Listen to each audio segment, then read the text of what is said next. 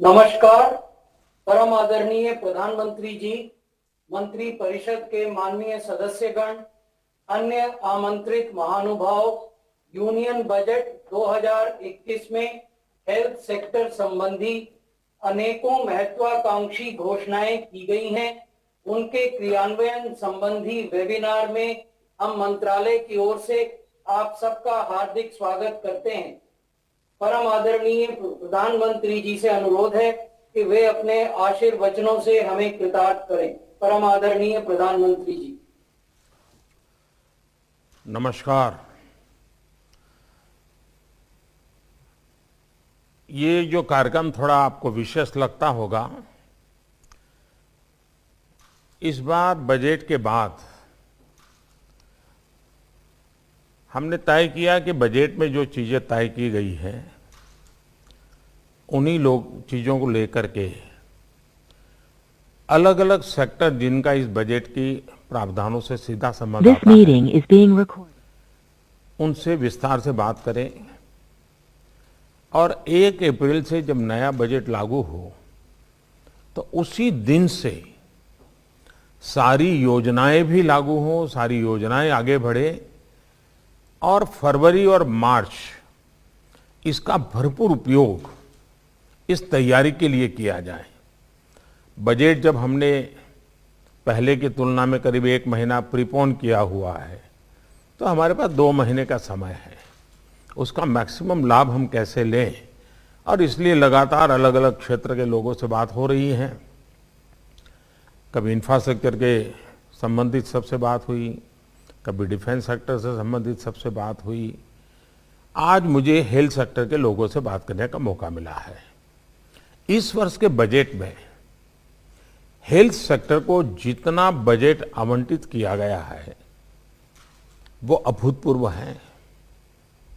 ये हर देशवासी को बेहतर स्वास्थ्य सुविधा देने की हमारी प्रतिबद्धता का प्रतीक है। बीता वर्ष एक तरह से देश के लिए, दुनिया के लिए, पूरी मानव जात के लिए और खास करके हेल्थ सेक्टर के लिए एक प्रकार से अग्नि परीक्षा की तरह रहा था। मुझे खुशी है कि आप सभी देश का हेल्थ सेक्टर इस अग्नि परीक्षा में हम सफल हुए हैं। अनेकों की जिंदगी बचाने में हम कामयाब रहे हैं। कुछ महीनों के भीतर ही जिस तरह देश ने करीब 2,500 लैब्स का नेटवर्क खड़ा किया, कुछ दर्जन टेस्ट से हम आज करीब 21 करोड़ टेस्ट के पड़ाव तक पहुंच पाए। ये सब सरकार और प्राइवेट सेक्टर के साथ मिलकर काम करने से ही संभव हुआ है। साथियों, कोरोना ने हमें ये सबक दिया है कि हमें सिर्फ आज ही महामारी से नहीं लड़ना है, बल्कि भविष्य में आने वाली ऐसी किसी भी स्थिति के लिए भी देश को तैयार करना है। इसलिए हेल्थ सेक्टर से जुड़े हर क्षेत्र को मजबूत करना भी उतना ही आवश्यक है। मेडिकल इक्विपमेंट से लेकर मेडिसिन तक, वेंटिलेटर से लेकर वैक्सीन तक, साइंटिफिक रिसर्च से लेकर के सर्वेलेंस इंफ्रास्ट्रक्चर तक, डॉक्टर से लेकर के एपिडेमियोलॉजिस्ट तक, हमें सभी पर ध्यान देना है ताकि देश में भविष्य में किसी भी स्वास्थ्य आपदा के लिए बेहतर तरीके से तैयार रहें। पीएम आत्मनिर्भर स्वस्थ भारत योजना के पीछे मूलतः यही प्रेरणा है। इस योजना के तहत रिसर्च से लेकर टेस्टिंग और ट्रीटमेंट तक देश में ही एक आधुनिक इकोसिस्टम विकसित करना तय किया गया है। पीएम आत्मनिर्भर स्वस्थ भारत योजना हर स्पेक्ट्रम में हमारी क्षमताओं में वृद्धि करेगी। 15वें वित्त आयोग इसकी सिफारिशें स्वीकार करने के बाद हमारी जो लोकल बॉडीज हैं उनको स्वास्थ्य सेवाओं की व्यवस्थाओं के लिए 70,000 करोड़ रुपए से अधिक अतिरिक्त मिलने वाला है।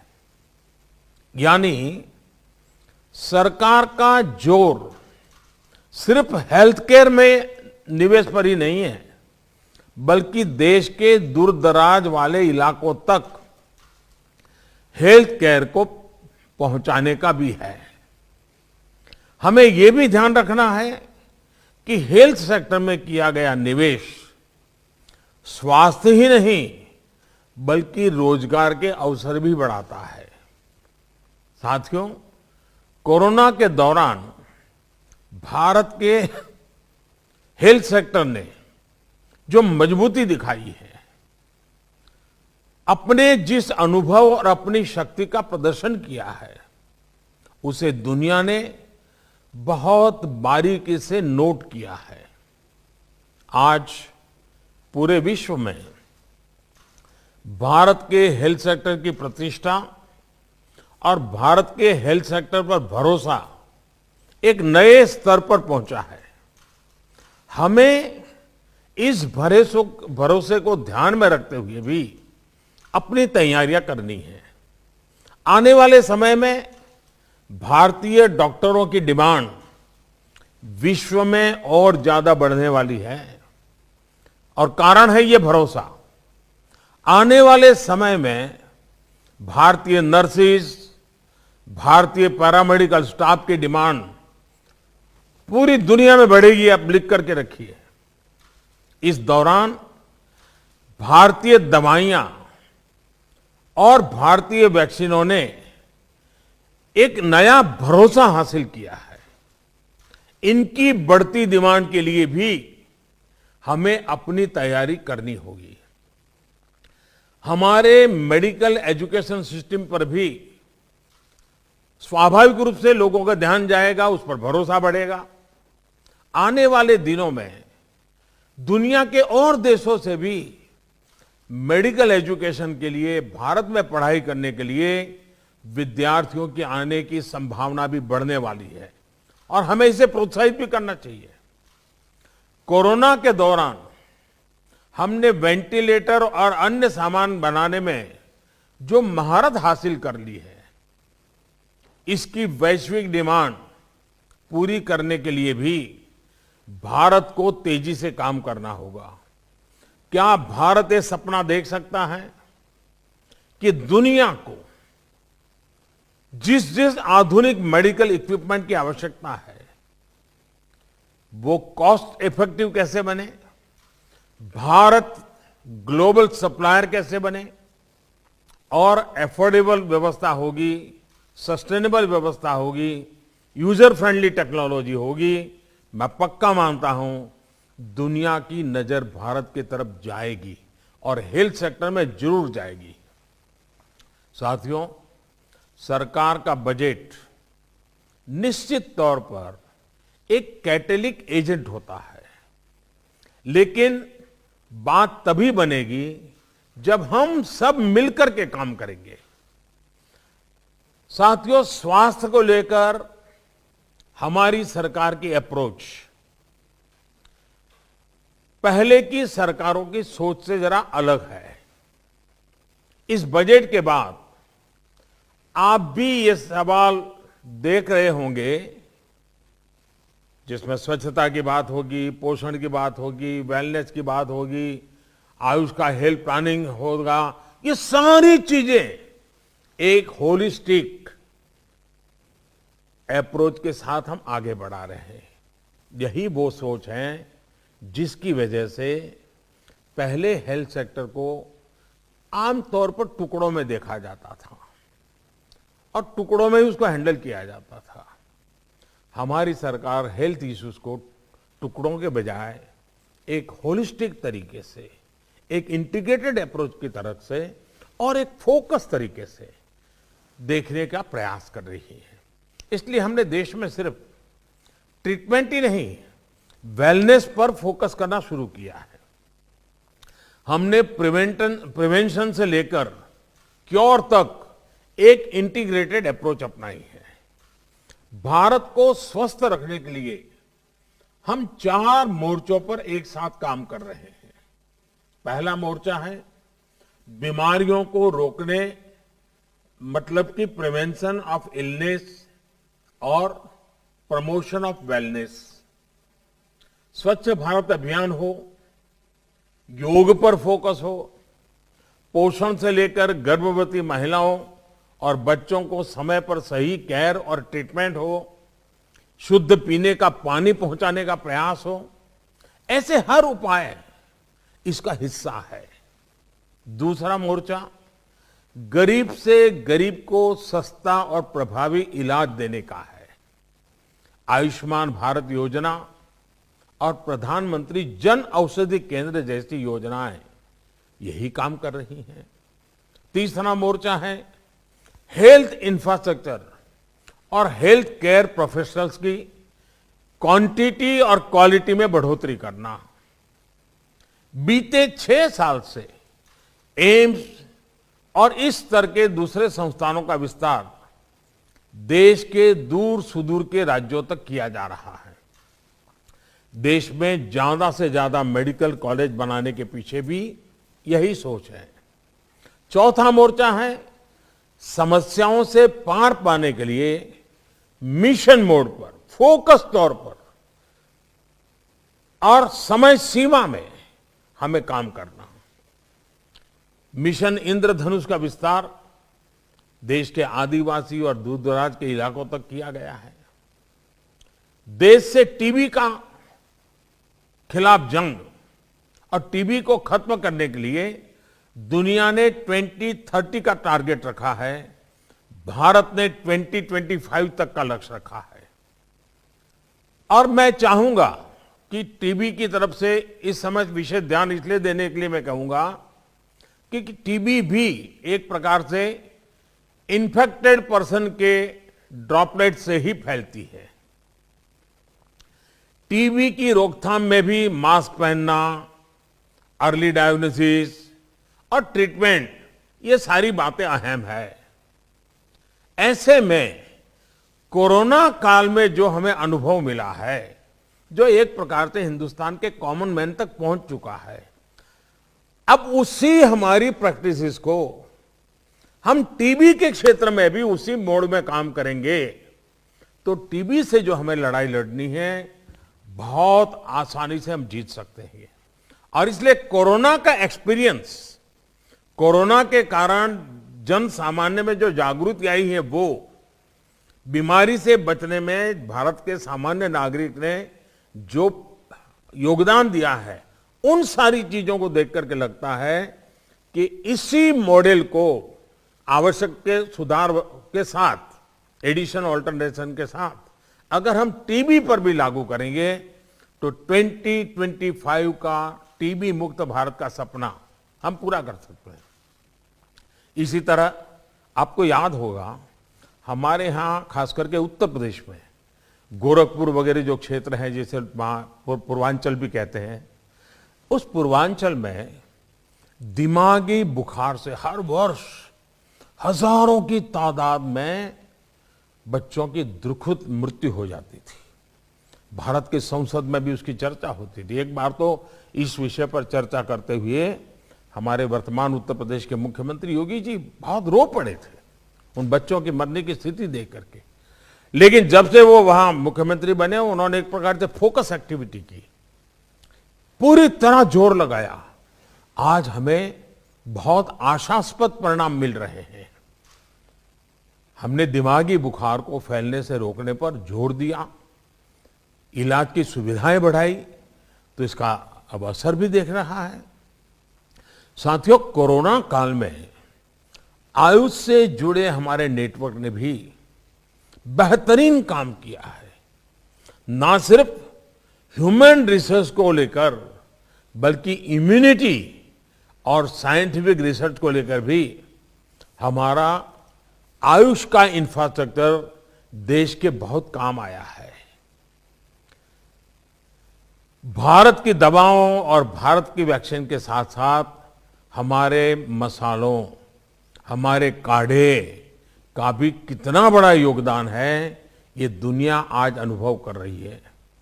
हमारी ट्रेडिशनल मेडिसिन ने भी विश्व मन पे अपनी एक जगह बनाई है। जो ट्रेडिशनल मेडिसिन से जुड़े हुए लोग हैं, जो उसके उत्पादन के साथ जुड़े हुए लोग हैं, जो आयुर्वेदिक परंपराओं से परिचित लोग हैं, हमारा फोकस भी ग्लोबल रहना चाहिए। विश्व जिस प्रकार से योग को आसानी से स्वीकार कर रहा है, वैसे ही विश्व होलिस्टिक हेल्थ केयर की तरफ गया है। साइड इफेक्ट से मुक्त हेल्थ केयर विश्व का ध्यान गया है। उसमें भारत की ट्रेडिशनल मेडिसिन बहुत काम आ सकती है। भारत की जो ट्रेडिशनल मेडिसिन है वो मुख्यतः हर्बल बेस है और उसके कारण विश्व में उसका आकर्षण बहुत तेजी से बढ़ सकता है। हार्म के संबंध में लोग निश्चिंत होते हैं, इससे कोई हार्मफुल नहीं है। क्या हम उसको भी जोड़ लगा सकते हैं? हमारे हेल्थ के बजट को और इस क्षेत्र में काम करने वाले लोग मिलकर के कुछ कर सकते हैं। कोरोना के दौरान हमारी परंपरागत औषधियों की ताकत देखने के बाद हमारे लिए खुशी का विषय है। और आयुर्वेद में, ट्रेडिशनल मेडिसिन में विश्वास करने वाले भी सही, और उसमें उससे अलग हमारे मेडिकल प्रोफेशन जुड़े हुए लोगों के लिए गर्व की बात है कि विश्व स्वास्थ्य सेंटर WHO भारत में अपना global centre of traditional medicine भी शुरू करने जा रहा है। ऑलरेडी उन्होंने अनाउंसमेंट कर दिया है, भारत सरकार उसकी प्रक्रिया भी कर रही है। ये जो मान सम्मान मिला है, इसको हमें दुनिया तक पहुंचाना हमारा दायित्व बनता है। साथियों, एक्सेसिबिलिटी और एफोर्डेबिलिटी को अब नेक्स्ट लेवल पर ले जाने का समय है और इसलिए अब हेल्थ सेक्टर में आधुनिक टेक्नोलॉजी का उपयोग बढ़ाया जा रहा है। डिजिटल हेल्थ मिशन देश के सामान्य नागरिकों को समय पर सुविधा के अनुसार प्रभावी इलाज देने में बहुत मदद करेगा। साथियों, बीते सालों की एक और अप्रोच को बदलने का काम तेजी से किया गया है। ये बदलाव आत्मनिर्भर भारत के लिए बहुत जरूरी है। आज हम फार्मेसी ऑफ द वर्ल्ड इस बात पर गर्व करते हैं, लेकिन आज भी कई बातों के लिए जो रॉ मटेरियल है उस पर हम विदेशों पर निर्भर है। दवाओं और मेडिकल डिवाइसेस के रॉ मटेरियल, इसके लिए देश पर निर्भरता हमारी इंडस्ट्री के लिए भी विदेशों पर गुजारा करना कितना बुरा अनुभव हम देख चुके हैं। ये सही नहीं है। इसलिए गरीबों को सस्ती दवाएं और उपकरण देने में भी ये बहुत बड़ी कठिनाई पैदा करते हैं। हमें इसका रास्ता खोजना ही होगा। भारत को हमें इन क्षेत्रों में आत्मनिर्भर बनाना ही होगा। इसके लिए 4 विशेष योजनाएं इन दिनों की गई हैं। बजट में भी उसका उल्लेख है, आपने भी अध्ययन किया होगा। इसके तहत देश में ही दवाओं और मेडिकल उपकरणों के रॉ मटेरियल के उत्पादन के लिए प्रोडक्शन लिंक्ड इंसेंटिव दिए जा रहे हैं, PLI। इसी तरह दवाएं और मेडिकल डिवाइसेस बनाने के लिए मेगा पार्क्स के निर्माण को भी अच्छा रिस्पांस मिल रहा है।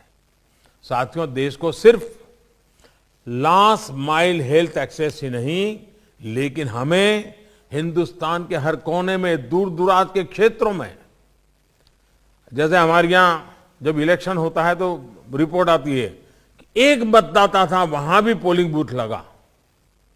मुझे लगता है हेल्थ सेक्टर में भी एजुकेशन, ये दो ऐसे विषय हैं कि जहां एक नागरिक होगा तो भी हम पहुंचेंगे। ये हमारा मिजाज होना चाहिए और हमें इस पर जोर देना है, उस पर हमें पूरी कोशिश करनी है और इसलिए सभी क्षेत्रों में हेल्थ एक्सेस पर भी हमें जोर देना है। देश को वेलनेस सेंटर्स चाहिए, देश को डिस्ट्रिक्ट हॉस्पिटल्स चाहिए, देश को क्रिटिकल केयर यूनिट चाहिए, देश को हेल्थ सर्वेलेंस इंफ्रास्ट्रक्चर चाहिए, देश को आधुनिक लैब चाहिए, देश को टेलीमेडिसिन चाहिए।